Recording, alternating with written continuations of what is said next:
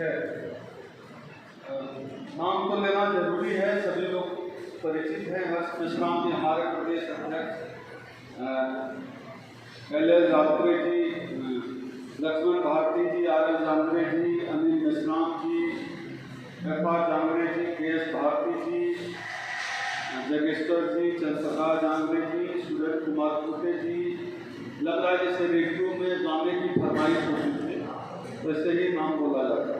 अमित पुरी जी, BS. Patil ji, बसंत अंचल जी, MP. Kurre जी, नरेश डहरिया जी, doctor बंसोर साहब, श्रीधर नेताम जी, नरेंद्र कुमार डहरिया, उद्धवराम कोसले जी, दयाराम सांडे जी, कमलकांत सिंह जी, गुरु प्रसाद कुर्रे जी, Shankar चतुर्वेदानी, CP नहरे, Lalit Jangre जी, प्रकाश मनहर जी, SS. कंबलवार जी, स्वर्णिश कुमार नारायणके जी, भीमराव कठाने जी, B R. Dahariya जी, पवन कुमार भारत जी, होलीराम दिवाकर जी, जटाशंकर जी, राम खिलावन सोनमानी जी, अशोक कुमार जी, शिव साथी जी, परिहार साहब, बी.आर. कहाने और हमारे बड़े भाई पप्पू फरिश्ता जी और जिन साथियों का हम नाम नहीं ले पाए, खासतौर पर महिला साथियों का नाम नहीं है, आप सभी साथियों को क्रांतिकारी जय दें। थोड़ा आवाज से हम परेशान है, आवाज नहीं गूंज रहा है। हम तो आए हैं यहाँ संगठन बनाने, हम इसीलिए आए हैं। कोई भाषण वासन का कोई है नहीं, जो कोई बात है, संगठन बनाना जरूरी है। संगठन बनाना इसलिए जरूरी है क्योंकि हम लोगों ने एक ऐसा प्रधानमंत्री चुन लिया है। थोड़ी देर शांत रहे, 2 मिनट, उसके बाद बोलने का। थोड़ी देर शांत रहे, प्लीज प्लीज, थोड़ी देर। हम लोगों ने एक ऐसा प्रधानमंत्री चुन लिया है जिनको रात को सपना आता है तो सुबह नोटबंदी हो जाती है। उनको रात को सपना आता है तो सुबह भेल बिक जाता है, रात को सपना आता है तो सुबह रेल बिक जाता है, एयरपोर्ट बिक जाता है, रेलवे बिक जाता है, जैसे उनके बाप ने बनाया। ये जो लोग भारत माता की जय का नारा देते हैं और भारत माता की जय की राजनीति करते हैं, ये लोग हमारी भारत माता को टुकड़े टुकड़े में बेच रहे हैं। सबको पता है ये वो लोग हैं जिन्होंने इस देश को नहीं बनाया है। जब यह देश बन रहा था, जब इस देश में राष्ट्र निर्माण की प्रक्रिया चल रही थी, तब ये लोग अंग्रेजों की दलाली कर रहे थे और पता नहीं क्या क्या चाट रहे थे। ऐसे लोग आज देश को बेच रहे हैं। इन लोगों का देश के निर्माण में कोई योगदान नहीं है, रत्ती भर भी योगदान नहीं है। और इनके महापुरुष वो लोग हैं जिनका सरनेम इन्होंने वीर लगा रखा है, वीर सावरकर, जो कि 14 बार अंग्रेजों से माफी मांगा। इनके महापुरुष ये लोग हैं। इनके महापुरुष ये लोग हैं जिन्होंने हमारे वंशजों को खटिया पर बैठने से भी रोक दिया था, हमारी परछाई से भी अछूत हो जाते थे। जिनके वंशज आज भी हमारे भाई को मूंछ रखने से हत्या कर देते हैं। हमारे भाई अगर घोड़ी पर चढ़ जाए बारात में तो पीट पीट कर हत्या कर देते हैं। ये वो लोग जो आज देश को बेच रहे हैं। साथियों, बड़ी छोटी सी बात है, ऐसा करने की हिम्मत किसी को कैसे आती है? कैसे आती है हिम्मत? यह हिम्मत आती है चुप्पी से। हमारी जो चुप्पी है उससे आदत हिम्मत आ जाती है।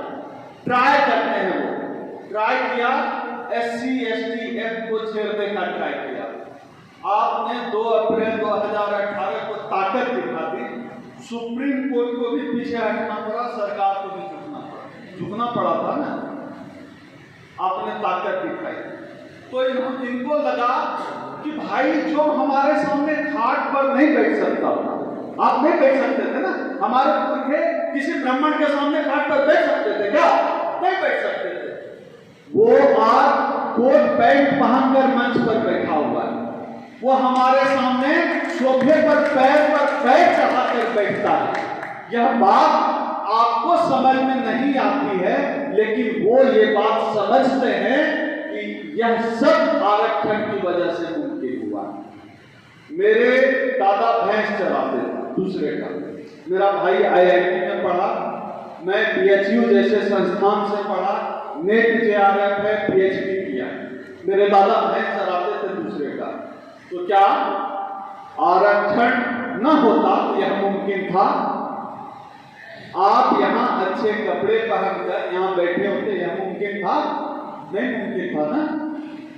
तो उनको पता है कि आप आज जिस स्थिति में आप पहुंच गए हैं, आपके होने का, आपके अस्तित्व का कारण सिर्फ और सिर्फ आरक्षण है।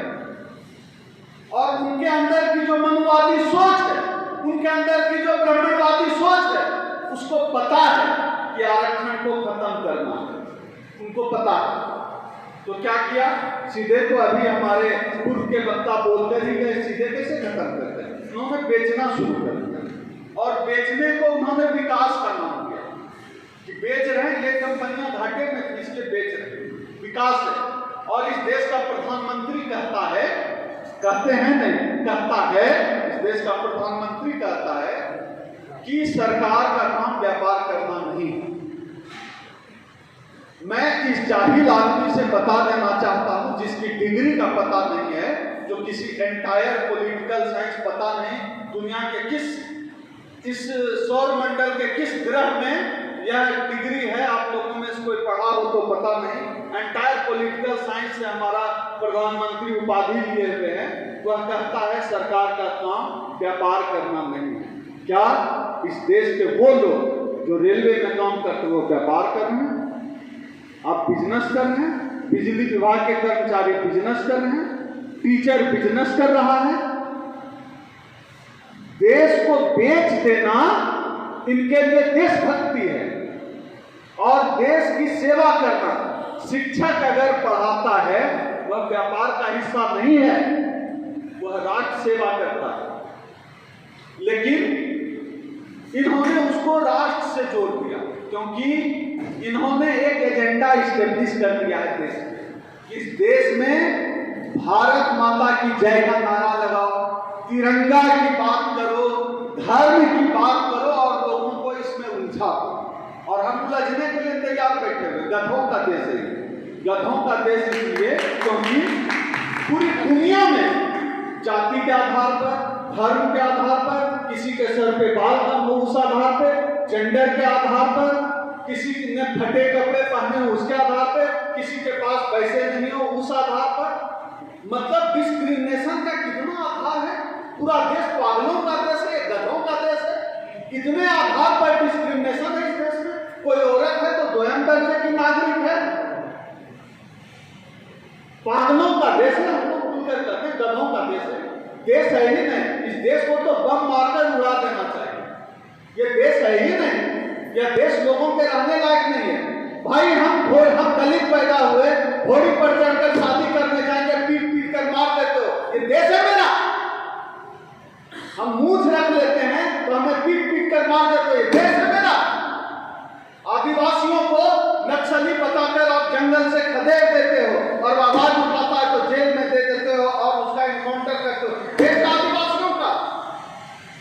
मुसलमान अगर आवाज उठाते हैं हक अधिकार की, उसको आतंकवादी बता देते हैं। देश है मुसलमानों का। ये तो पागलों का गिरोह है, कबीलों का गिरोह है। अगर इस देश में अंग्रेज नहीं आते, इस देश में, इस देश के लोग पत्ता पहनकर पेड़ पर झूलते और हुले लेकर रहे हो। अंग्रेजों ने इस देश को बनाया। लॉर्ड मैकाले नहीं आते तो ITC नहीं आती, तब आपके काम में पिघला हुआ शीशा हाथ भी डाल दिया जाता। अंग्रेजों ने इस देश को देश बनाया, इस देश को देश बनाया। इस देश के दलितों, पिछड़ों, आदिवासियों, मुसलमानों ने, महिलाओं ने, गरीबों ने, कुली ठेला चलाने वालों ने, मजदूरों ने, इन लोगों ने देश बनाया खून और पसीने की कमाई से। अंग्रेजों का तलवार चाटने वाले लोग, या मोहन भागवत, ये नरेंद्र मोदी, ये बताएगा कि देश क्या होता है और देशभक्ति का सर्टिफिकेट देगा। देश नारों से बनता है क्या? भारत माता की जय का नारा दे दिया और भारत माता को बेच रहे हैं। देश नारों से बनता है, देश झंडे से बनता है क्या? चाहे हाथरस हो, चाहे दिल्ली कैंट हो,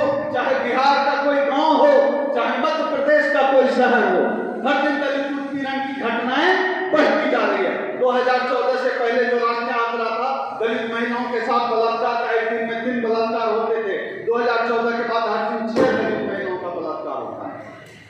दलित उत्पीड़न की घटनाएं भी बढ़ी है। यह देश हमारा कैसे है भाई? कैसा देश है यह? अर्नेस्ट रेनॉन एक यूरोप के बड़े विद्वान हुए। उन्होंने कहा किसी भी देश का निर्माण साझा दुख से होता है। साझा दुख किसको कहते हैं? आपके पांव में चोट लगी तो मेरे मुंह से भी आवाज गिर गया, यह है साझा दुख। इससे राष्ट्र का निर्माण होता है कि किसी को पीठ के नाम पर पीट दिए, किसी को मूछ रखने के नाम पे पीट दिए। यह देश है महाराज, देश रहने लायक है। इसीलिए मैं कहता हूं बम से उड़ा देना चाहिए देश को। देश है ही नहीं हमारे लायक। ऐसा जाहिल आदमी प्रधानमंत्री बन गया है, जाकर संसद में माथा टेका और देखिए संविधान की धज्जियां उठ रही है। कहा कि यार आरक्षण को कोई छू नहीं सकता। कहा ना आरक्षण को कोई छू नहीं सकता। देख लीजिए आरक्षण कहां बचा? कहीं बचा हो तो बताइए, कहां बच गया?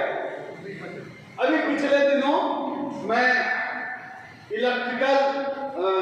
सेंट्रल इलेक्ट्रिकल लिमिटेड के दरवाजे पर एक प्रोटेस्ट था, उसमें गया था।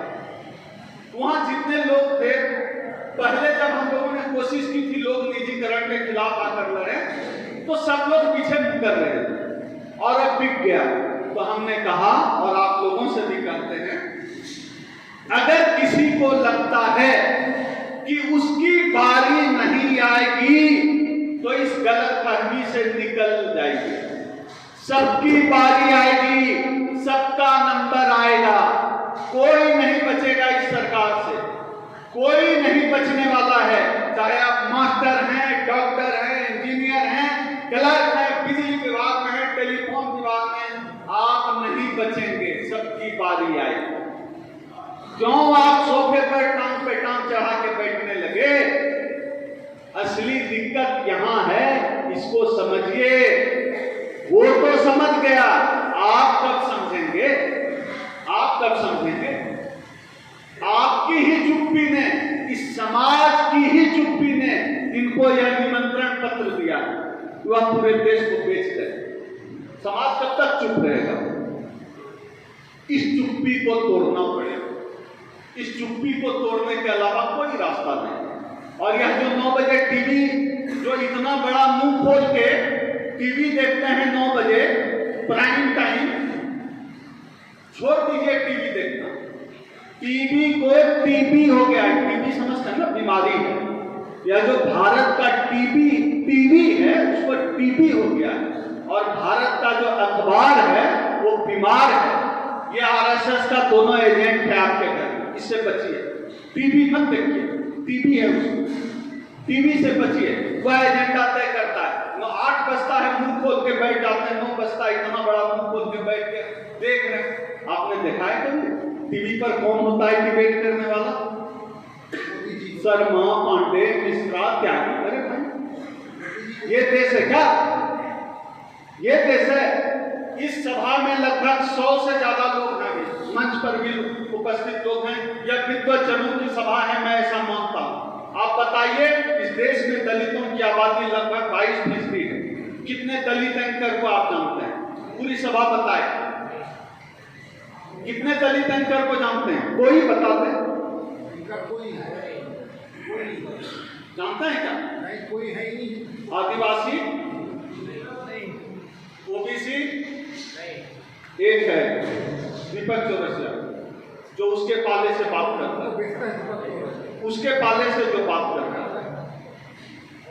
भाई यह बताओ, जब इस मीडिया में इस देश से 85 से 90% लोगों की भागीदारी नहीं है, तो वह टीवी हमारा कैसे हुआ? हुआ क्या हमारा?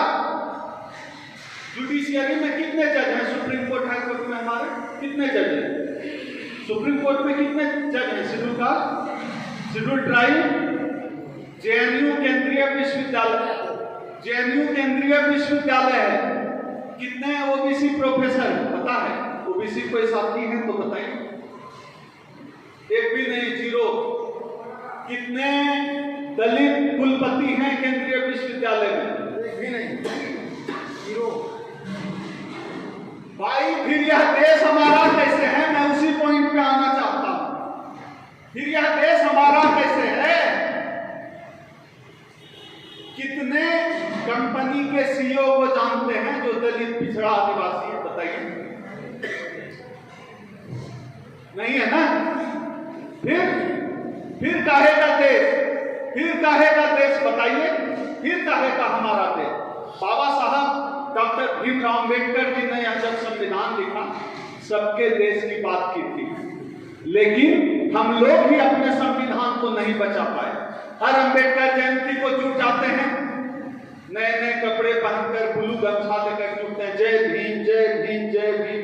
बाबा साहब के रास्ते पे चलते हुए चलना है, बाबा साहब के रास्ते पे चलते हुए एकदम पता नहीं कौन सी क्रांति का। अरे भाई रुकिए, मत चलिए, थोड़ा रुकिए, ठहरिए, मुझसे पूछिए, चले तो थे बाबा साहब के रास्ते पर? इस 14 अप्रैल को रुक जाइएगा, खुद से पूछिएगा, चले थे तो पहुंचे कहां?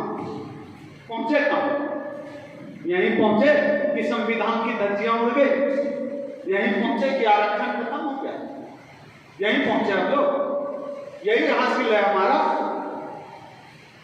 हम लोग भी कम भ्रम में नहीं रहते। बहुजन का सपना दिखाया गया, बहुत लोग होंगे मानते होंगे, हम नहीं मानते। बहुजन का सपना दिखाया गया, हम सत्ता में आएंगे, सत्ता में आएंगे, हम फलाना ढिमकाना के वंशज हैं, हम सत्ता में आएंगे, हम देंगे उनको। कुछ लोग तो कहते हैं कि हम खदेड़ देंगे। अजीब अजीब किस्म के पागल हैं भाई भरे। वो सो कहते थे 108 तरह के पागल हैं, हम लोगों में भी एक वैरायटी है उसमें, खदेड़ देंगे। अरे भाई कहाँ खदेड़ दोगे? हम लोगों को खदेड़ दिया गया है, रेलवे से खदेड़ दिया, एयरपोर्ट से खदेड़ दिया, BSNL से खदेड़ दिया, बिजली निगम से खदेड़ दिया, हम लोगों को खदेड़ दिया। आप कहां से खदेड़ दिया? और जो लोग कहते थे कि सत्ता में आएंगे तो देने वाले बनेंगे, सत्ता में आए, आपको क्या मिला? घंटा। विश्वास तो आपने दिया, वोट तो आपने दिया, सरकार में तो आप लेकर आए, मिला क्या? कितने वाइस चांसलर बने, कितने सीईओ बने, कितना मीडिया में हमारे लोग आए? नहीं आ पाए ना।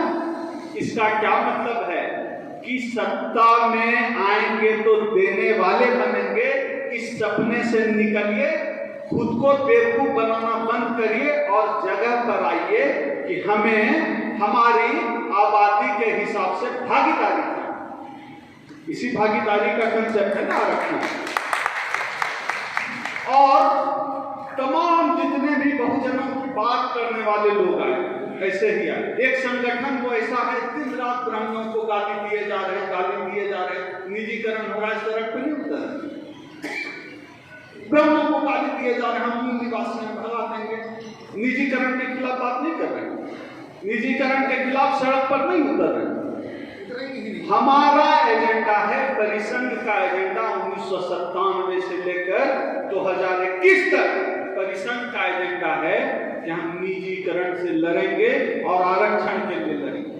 बाकी जिनको सत्ता में जिनको आना है आए, सत्ता में जिनको देखने का सपना देखना है देखे। परिसंघ का एजेंडा है कि हम जो कुछ भी हैं, हमारे अस्तित्व का कारण ही आरक्षण है, इसलिए हम आरक्षण बचाने की लड़ाई लड़ेंगे, हम निजीकरण के खिलाफ लड़ाई लड़ेंगे। परिसंघ का एजेंडा। अब इसको बचाने के लिए ऐसा नहीं है कि हम सिर्फ कागजी बात करते हैं या बोल दिए कागजों पे से ना। जब उत्तराखंड इस देश में 2 बार सुप्रीम कोर्ट को जातिवादी कहा गया, 2 बार। पहली बार बंबई में पंचायती राज अधिवेशन में बाबा साहब डॉक्टर अंबेडकर ने कहा था कि क्या इस सदन में बैठे हुए लोगों को यकीन है कि अपराधी कोई ब्राह्मण होगा और जज की कुर्सी पर बैठा हुआ जज भी कोई ब्राह्मण होगा तो न्याय हो पाएगा? नहीं हो पाएगा। जब बाबा साहब ने यह सवाल उठाया बंबई के पंचायती राज अधिवेशन में, पूरे सदन में खामोशी छा गई। इतिहास फिर दोहराया गया।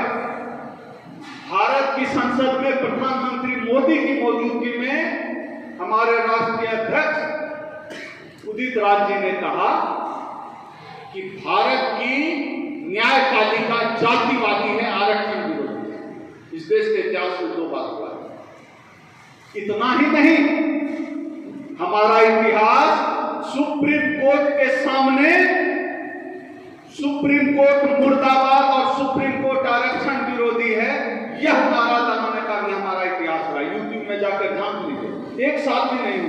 जब उत्तराखंड सरकार के मामले में आया था सुप्रीम कोर्ट का फैसला, सुप्रीम कोर्ट के सामने मैं अपना अनुभव बताता हूँ। हम गए प्रदर्शन करने, राष्ट्रीय अध्यक्ष युगराज जी मेरे साथ थे, बगल में खड़े थे। अचानक उन्होंने नारा लगाना, हम लोग बात कर रहे थे, उन्होंने नारा लगाना शुरू कर दिया, सुप्रीम कोर्ट मुड़। सुप्रीम कोर्ट से मुश्किल से हम 14 फीट 15 फीट की दूरी पर, सड़क के उस पार सुप्रीम कोर्ट, इस पार हम, और हजारों फोर्स पुलिस वाले। उन्होंने नारा लगाना शुरू कर दिया, सुप्रीम कोर्ट जातिवादी है, सुप्रीम कोर्ट मुर्दाबाद। पूरे भारत के इतिहास में आप बता दीजिए किस नेता की औकात है कि वो नारा लगा दे सुप्रीम कोर्ट मुर्दाबाद। मैं इस मन से जाकर कर सकता यह परिसंघ का इतिहास है। यह आरक्षण पर अगर सुप्रीम कोर्ट में भी उंगली उठाई है तो परिसंघ और हमारे नेता डॉक्टर उदित राज जी ने सुप्रीम कोर्ट मुर्दाबाद के भी नारे लगाए हैं, और परिसंसद में कहा कि सुप्रीम कोर्ट जातिवादी है, सुप्रीम कोर्ट मुर्दाबाद, सुप्रीम कोर्ट आरक्षण विरोधी। यह कहने का दम हम रखते हैं।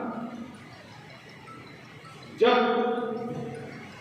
सरकार ने ताबड़तोड़ निजीकरण करना शुरू कर दिया, हमारे अध्यक्ष जी ने, राष्ट्रीय अध्यक्ष जी ने कहा कि हम मार्च करेंगे, संसद मार्च करेंगे मंडी हाउस से।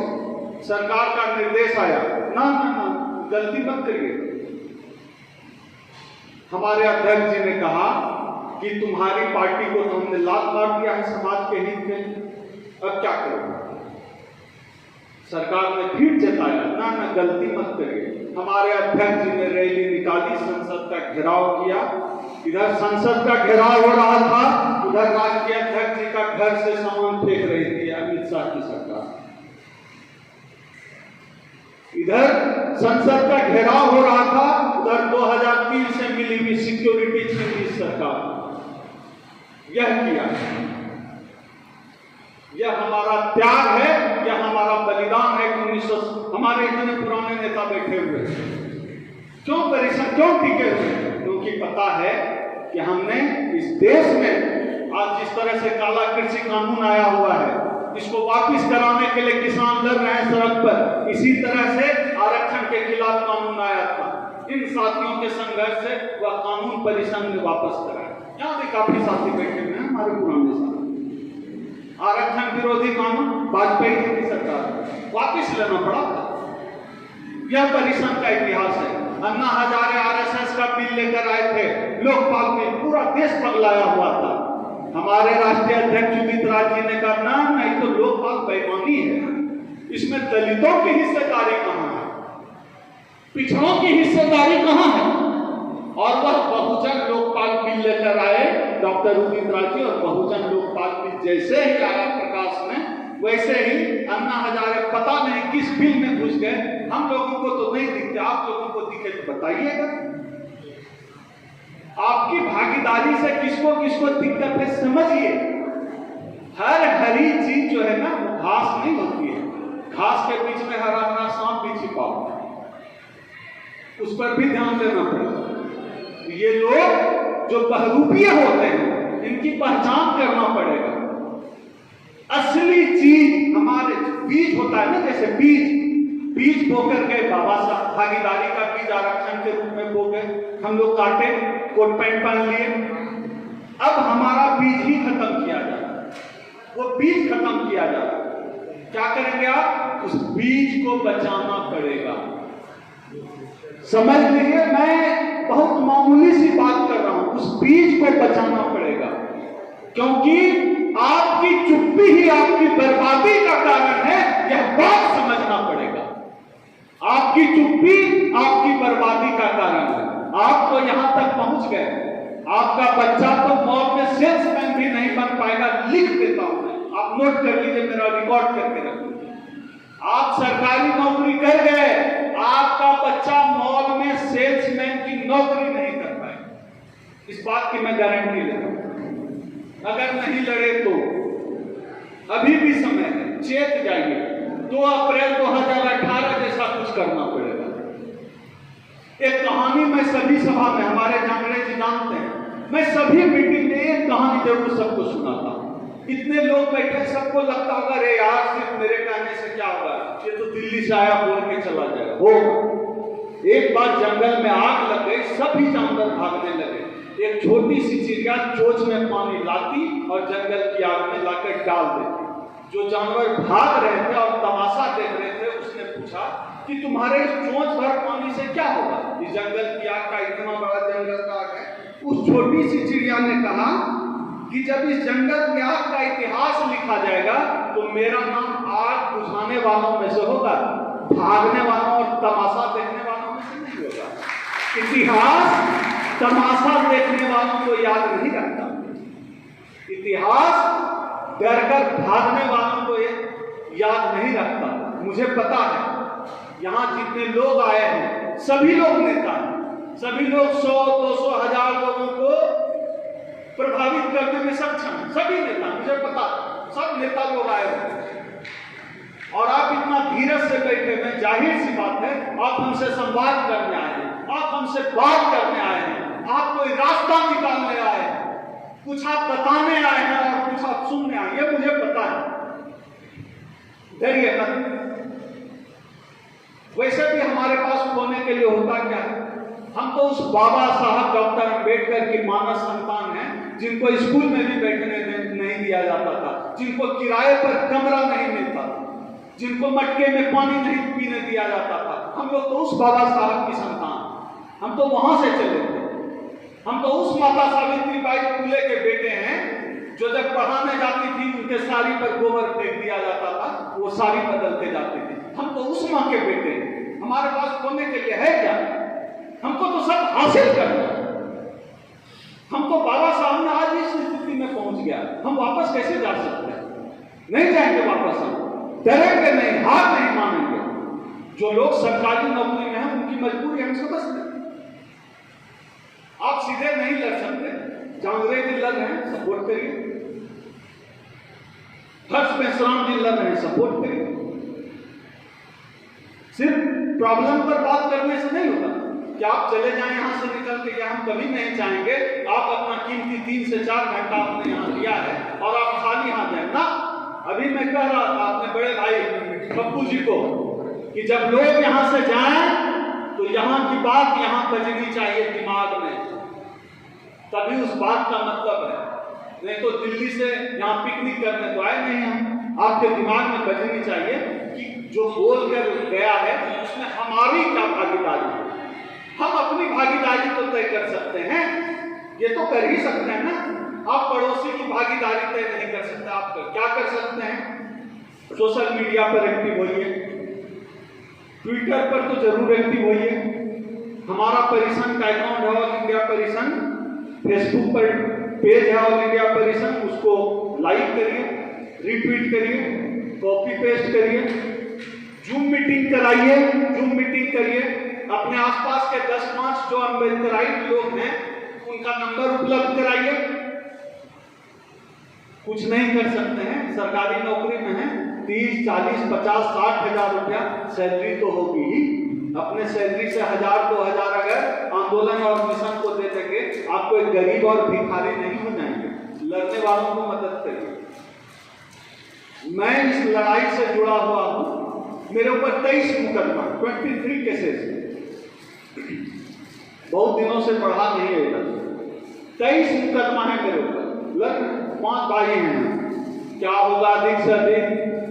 बाबा साहब ने जितना अपमान सहा उससे तो कभी अपमान होगा।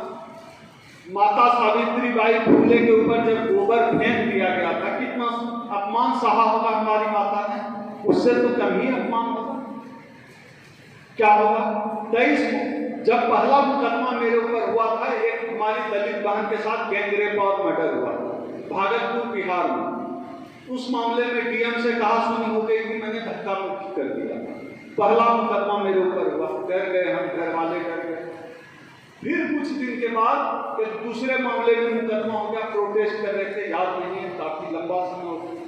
फिर तीसरा मुकदमा, फिर डर खत्म कम होने लगा। चौथा मुकदमा हुआ, डर और कम हुआ। 5वां मुकदमा हुआ, डर और कम हो गया। धीरे धीरे डर कम होते होते डर खत्म हो गया। अब मुकदमा डिजिट है मेरे, कोई मतलब नहीं है मुकदमा करो। 23 किया, 23,000 करो, क्या करोगे? जेल में डाल दो भाई। लेकिन आज परिसंघ के माध्यम से हम यह त्याग, बलिदान और कुर्बानी जो दे रहे हैं, अगर इसमें से 5 आदमी भी निकल के हमारे साथ आ जाता है तो हम समझेंगे यह जो 23 मुकदमा मेरे ऊपर हुआ है वह सार्थक हो गया। आज इस मीटिंग में चूंकि हम संगठन बनाने आए हैं तो संगठन की भी बात करेंगे। एक हमारे पप्पू भाई ने जो बात की उसको मैं फिर से दोहराता हूं। मेरे पास रसीद है। हम हाथ फैलाकर, झोली फैलाकर आप लोगों से अपील करते हैं, पूरे देश में घूम घूम कर अभी हम लोग इसके लिए आंदोलन खड़ा कर रहे हैं निजीकरण के खिलाफ। दिल्ली में एक नेशनल कन्वेंशन कॉन्स्टिट्यूशन क्लब में बुलाने की तैयारी। हम झोली फैलाकर अपील करते हैं, आइए आरक्षण बचाने की लड़ाई में आप सहयोग करिए। नहीं दे सकते हैं, लाख नहीं देना, 10,000 नहीं देना है, जितना मन करे उतना जमा करिए, सहयोग दीजिए। क्योंकि जब आने वाली पीढ़ी आपसे पूछेगी ना कि ये सब हो रहा था, आप क्या कर रहे थे, तब आप आंखों में आंख डालकर कह सकेंगे हम चुप नहीं थे, हम तमाशा नहीं देख रहे थे, हम भले लड़ नहीं पा रहे थे लेकिन हम लड़ने वालों का पीठ पीछे से पकड़े हुए थे। आंदोलन में आपका छोटा सा सहयोग इस पूरी लड़ाई की दिशा बदल देता है। आपका सहयोग आज हम चलते हैं। मैं लगभग 16-17 राज्य 1.5 महीने में घूम चुका, 16-17 राज्य, और पूरे देश में गुस्सा। मैं साउथ इंडिया में गया, उड़ीसा में गया, हरियाणा में गया, यूपी, बिहार, झारखंड, हर जगह घूम रहा, मध्य प्रदेश, हर जगह घूम रहा हूं। पूरे देश में लोगों के अंदर एक गुस्सा है। हमने बेईमानी भी बर्दाश्त की है ना। आप बताइए, जो लोग ब्राह्मणों को गाली देते रहे उससे क्या हासिल हुआ भाई? हम ये नहीं कहते कि सच्चाई से समाज को अवगत न कराए, लेकिन जब सवाल निजीकरण का हो, जब सवाल आरक्षण बचाने का हो, तो फ्रंट पे उसके लिए लड़ाई करनी पड़े। मूल हमारा वो है। आप लोग अगर अभी भी नहीं समझ पा रहे हैं तो याद रखिएगा मेरी बात को। कोई एक लड़का दिल्ली से आया था जो चेता कर गया था कि अगर नहीं लड़े तो आरक्षण खत्म हो जाएगा और हमारे आने वाली पीढ़ी के गले में फिर से हड्डियां और कमर में खालू लटक जाएगा। इस बात को आप मेरे नाम से नोट करके रखें। अगर आप नहीं लड़े तो आपके पास तो हम तो संगठन लेकर आए हैं, हम तो नेता लेकर आए हैं। हमारे पास त्याग, बलिदान और उपलब्धियों का इतिहास है।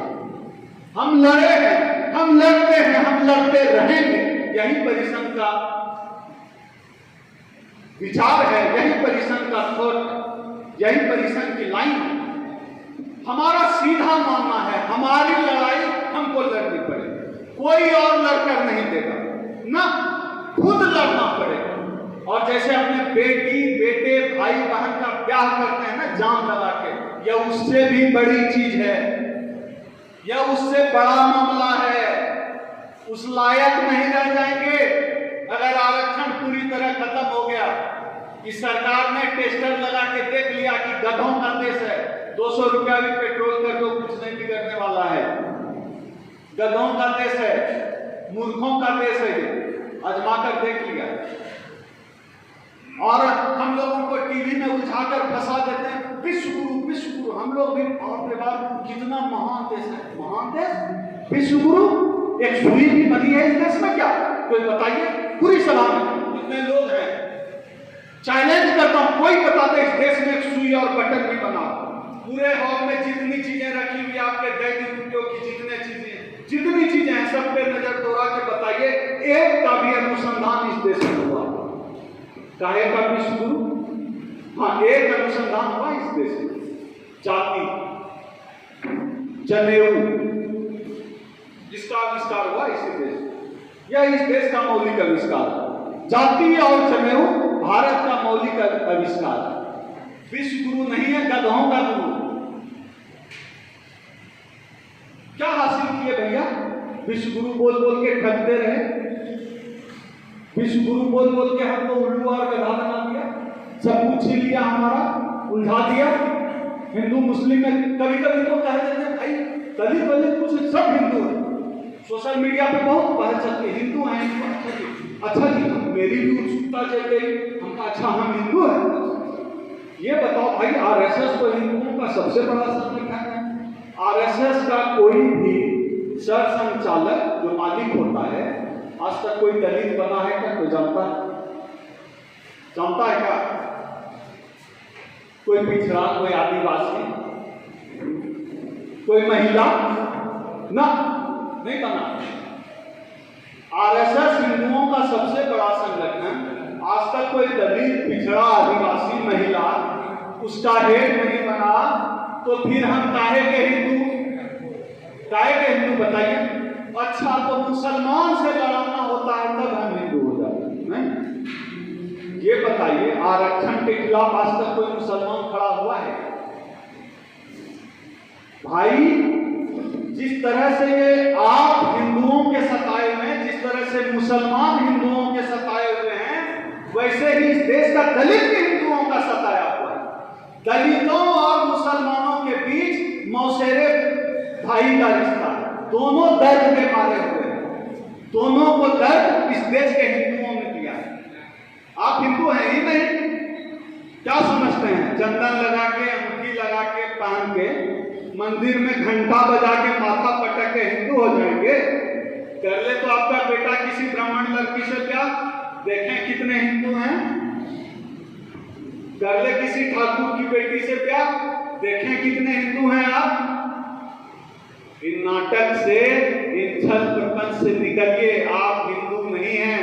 और अगर आपको फिर भी मेरी बात सुनने के बाद भी लगता है आप हिंदू हैं, तो आप हिंदू नहीं, आप गधे। इसलिए अपने अंदर से ये हिंदू होने का भ्रम निकाल दीजिए। ये मुसलमानों से नफरत पैदा करने के लिए आपको हिंदू बताया गया। आपका आरक्षण छीन रहे हैं, आपके गले में हड़िया और कमर में झाड़ू टांगने की तैयारी है। इस बात पर आपका ध्यान न चला जाए, इसलिए आपको कहता है कि मुसलमान तुम्हारा दुश्मन है, मारो इसको। है मुसलमान क्या आपका दुश्मन? आरक्षण के खिलाफ मुस्लिम कभी देह में आग लगाइए, नहीं लगाई ना? फिर हमारा दुश्मन कैसे हुआ?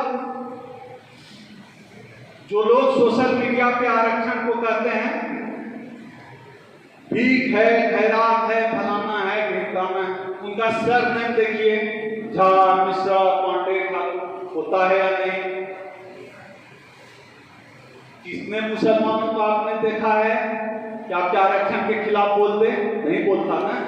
तो आज से जो इस सभा में लोग बैठे हैं, वो मुसलमानों को दुश्मन समझना बंद कर दीजिएगा। घर में जो टीबी और बीमार अखबार है उसको फेंकिए। हमारे घर में मेरी छोटी सी बेटी जब छोटी थी तो हम एक नहीं 3 अखबार लेते थे। अंग्रेजी अखबार तो बहुत मोटा आता था, तो हम बेटी का पोट्टी साफ करते थे। तो भारत का जो अखबार है वो बच्चों की पोट्टी साफ करने के लायक है।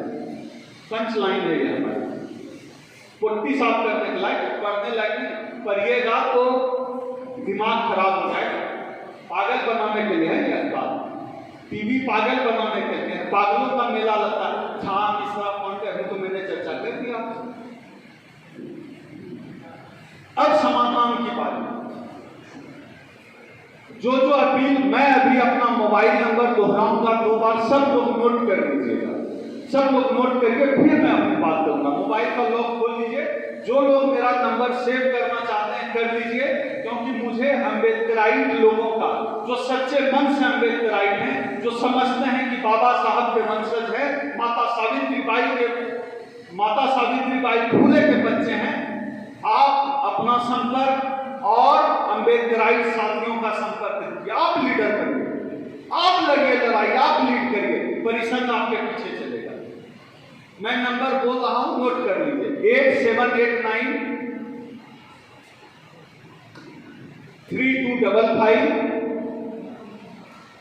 95। फिर से बोल रहा हूं, 8789 3255 95। एक बार और मिला लीजिए, 8789 3255 95। नाम ओम सुधा, डॉक्टर ओम सुधा। कभी भी मुझे कॉल कर सकते हैं, अभी मत करिए, अभी बजना शुरू हो गया। व्हाट्सएप पे अपना नाम लिख के भेज दीजिएगा, ठीक है? व्हाट्सएप पे मैं शब्द सेव कर दूंगा, कभी भी फोन करेंगे तो बात होगी। दूसरी बात, अभी मैंने चांद्रे जी को और हमारे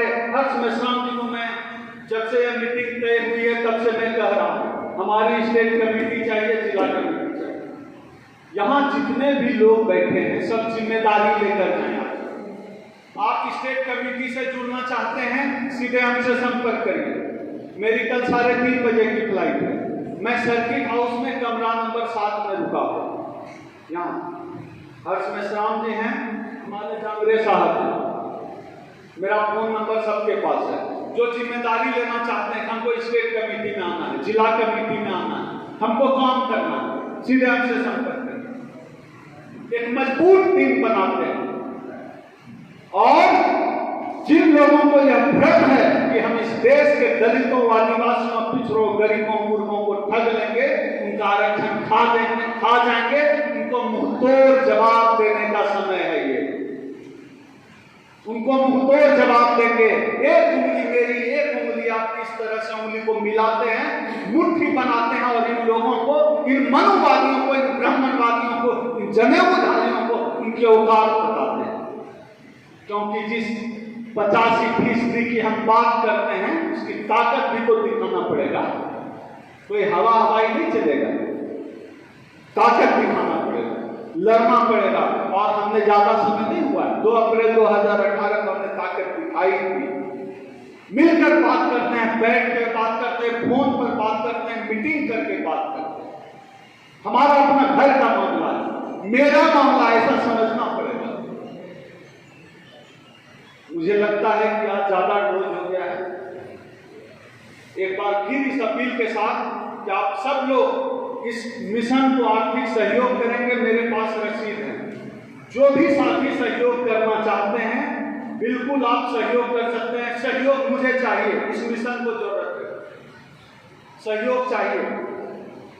क्योंकि रोज दौड़ना है, रोज लोगों से बात करनी है, रोज लड़ना है। रोज लड़ने के लिए क्षमता चाहिए, संसाधन चाहिए, ताकत चाहिए। बिना आपके सहयोग के नहीं होगा। आप कोई गरीब नहीं हो जाएंगे, 1000, 2000, 500, 5000 देने से कोई गरीब नहीं होने वाला। लेकिन ये लड़ाई जरूर कमजोर हो जाएगी, इस बात की तो गारंटी है।